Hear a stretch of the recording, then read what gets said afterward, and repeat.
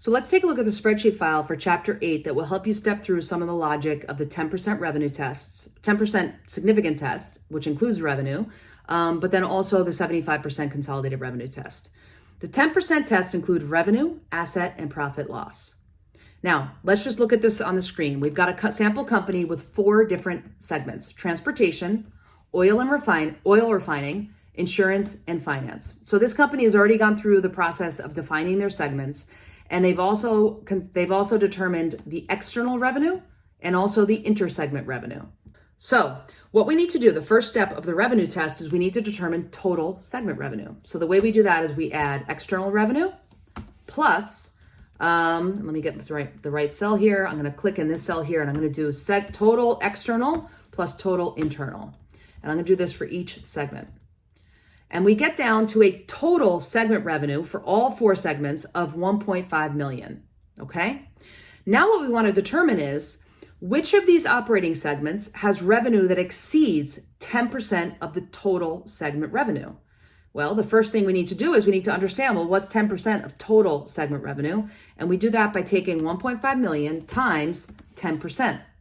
By the way, I want to mention here that, and let me just fix this. This should be a $sign.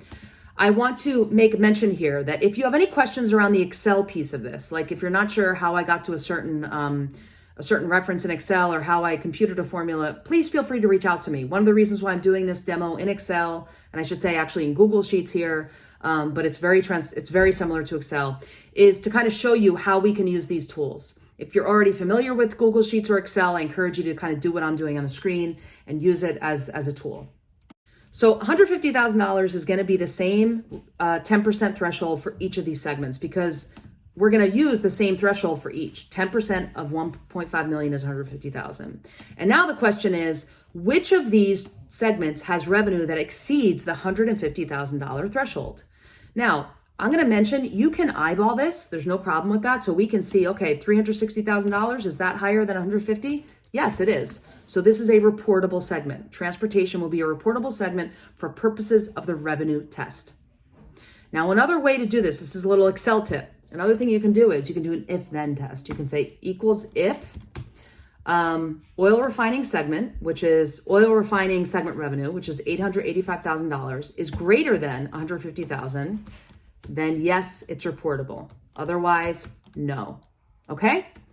And that is a basic logical function within Excel. And all we're saying is if the total segment revenue is larger than the $150,000, then put yes in this cell. Otherwise, put no. And I'm going to do the same. I'm going to copy this formula down. And we're going to eyeball here. We can see, and we'll talk through the logic here. For insurance and finance, insurance has $115,000 of revenue. That is not more than $150,000 threshold. So no, it's not reportable. And finance has $140,000, and that also is not larger than $150,000. So based on the revenue 10% test, we have 2 segments that are reportable: transportation and oil refining. Insurance and finance are not yet reportable based on the revenue test, but we still need to go through the 10% asset and 10% operating profit tests. If these other 2 segments become reportable by virtue of these other tests, then they will be reportable. So meaning, another way to put that is, these operating segments have to run through all 3 tests, and if they meet the significance threshold for any of the 10% tests, then they are deemed reportable. And then there is a 75% revenue test, which deals with consolidated revenue, and it also deals with external revenue only. So it's a little bit of nuance with the total consolidated 75% revenue test. I do expect you to take your time with this. This will take time to I expect you to kind of flip back and forth. Use the slides that I have that I looked at in an earlier video, step through them.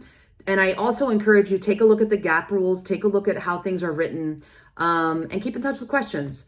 I hope this is helpful in terms of having sort of a little spreadsheet model to kind of walk through. Remember, you do have a solution file, so you can also use that as sort of a guideline. The Excel, or I should say Google Sheets file, you do not need to hand that in. I'm not grading it. It's really there just as a teaching tool. Your actual homework is what is graded, and that's where you will also be doing some of these tests. Keep in touch with questions. Thanks.